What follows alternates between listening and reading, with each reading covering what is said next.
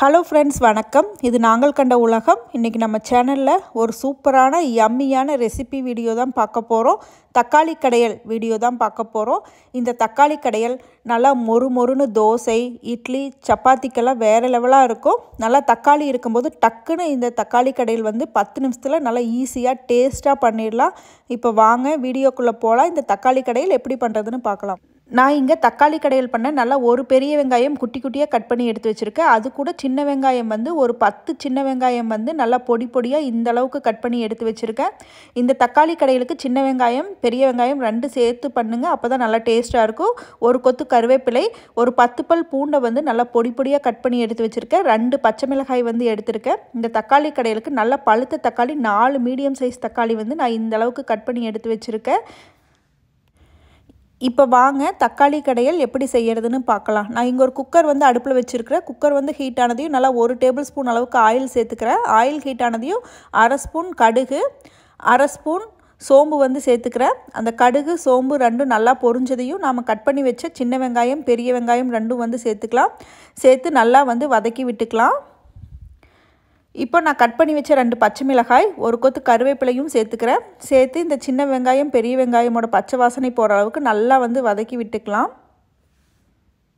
வெங்காயம் வதங்க லைட்டாக உப்பு சேர்த்துக்கோங்க. உப்பு சேர்த்து இந்த மாதிரி நல்லா கண்ணாடி பதம் வர வரைக்கும் நல்லா வதக்கி விட்டுக்கோங்க.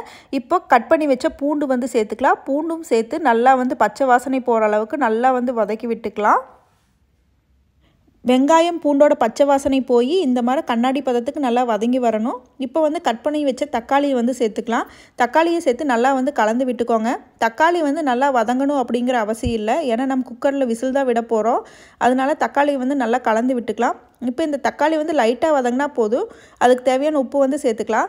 மஞ்சத்தூள் 1/4 டீஸ்பூன் சேர்த்துக்கிறேன். மஞ்சத்தூள் சேர்த்து நல்லா கலந்து விட்டுக்கோங்க. பச்சை வாசனை மட்டும் போனால் போதும். நல்லா வதங்கணும் அப்படிங்கிற அவசியம் இல்லை. இந்த அளவுக்கு வதங்குச்சுன்னா போதும்.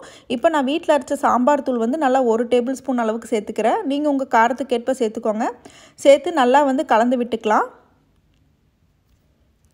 பாருங்கள், இப்போ இந்த தக்காளி கடையலுக்கு தேவையான உப்பு சேர்த்துக்கலாம்.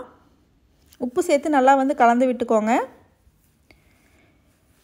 இப்போ நான் இந்த தக்காளி கடையலுக்கு தேவையான தண்ணி சேர்த்துக்கிறேன். நல்லா ஒரு கப் அளவுக்கு தண்ணி சேர்த்துக்கிறேன். தண்ணி சேர்த்து நல்லா கலந்து விட்டுக்கோங்க. கலந்து விட்டுட்டு குக்கரில் மூடி போட்டு ஒரு 3லேருந்து 4 விசில் விட்டு எடுக்கலாம். பாருங்கள், இப்போ விசில் அடங்கிடுச்சு. ஓப்பன் பண்ணி பார்த்தா இந்த அளவுக்கு நம்மளுக்கு தக்காளி நல்லா வெந்து வந்திருக்கு. இப்போ ஒரு மத்து வச்சு நல்லா கடைஞ்சி விட்டுக்கலாம். 1க்கு 2 நல்லா கடைஞ்சி விட்டுக்கலாம். நல்லா குழைய கடையணும் அப்படிங்கிற அவசியம் இல்லை. பாருங்கள், இந்த அளவுக்கு கடைஞ்சி விட்டுக்கலாம். இந்த தக்காளி கடையில் ஒரு 5 நிமிஷம் கொதிக்க விட்டு எடுக்கலாம். பாருங்கள், இந்த அளவுக்கு கொதிச்சு வந்திருக்கு. உங்களுக்கு தக்காளியோட புளிப்பு அப்படியே வேணும் அப்படின்னா இந்த ஸ்டேஜில் நீங்கள் கொத்தமல்லி தழை தூவி இறக்கி வச்சுக்கலாம். நான் குழந்தைங்க சாப்பிட மாட்டாங்க அப்படிங்கிறதுக்காக நல்லா 1 டேபிள் ஸ்பூன் கடலை மாவை தண்ணியில் கரைச்சி சேர்த்துக்கிறேன். அது கூட ஒரு 1/4 கப் தண்ணி சேர்த்துக்கிறேன். இதை இன்னும் நல்லா ஒரு 5 நிமிஷம் நல்லா கொதிக்க விடலாம். அந்த கடலை மாவோட பச்சை வாசனை போகிற அளவுக்கு. பாருங்கள், இந்த அளவுக்கு கொதிச்சு நல்லா எண்ணெய் பிரிஞ்சு வருது. பாருங்கள், நம்மளுக்கு சூப்பரான தக்காளி கடையல் நல்லா ஜம்முன்னு ரெடி ஆயிடுச்சு.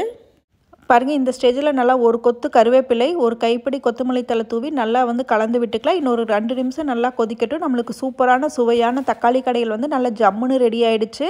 பாருங்கள், இந்த அளவுக்கு எண்ணெய் பிரிஞ்சு நல்லா சூப்பரான மணமான தக்காளி கடையல் ரெடி ஆயிடுச்சு. இப்போ வாங்க ஒரு பவுலுக்கு மாற்றிக்கலாம். உங்களுக்கு கடலை மாவு சேர்க்க வேண்டாம் அப்படின்னா அந்த ஸ்டேஜை ஸ்கிப் பண்ணிக்கோங்க. அதுக்கு பதிலாக நீங்கள் 2 டேபிள் ஸ்பூன் தேங்காய் கூட அரைச்சி சேர்த்துக்கலாம். அதனோட சுவையும் வேறு லெவலாக இருக்கும். இந்த தக்காளி கடையல் நல்லா மொறு மொறுன்னு தோசைக்கு வேறு லெவலாக இருக்கும். நீங்களும் கண்டிப்பாக இதே மாதிரி தக்காளி கடையல் செஞ்சு பார்த்துட்டு உங்களோட ஃபீட்பேக்கை ஷேர் பண்ணுங்கள் மறக்காமல். இது வரைக்கும் நம்ம சேனலை சப்ஸ்கிரைப் பண்ணலைன்னா மறக்காமல் சப்ஸ்கிரைப் பண்ணிக்கோங்க. தேங்க்யூ ஸோ மச் ஃபார் வாட்சிங்.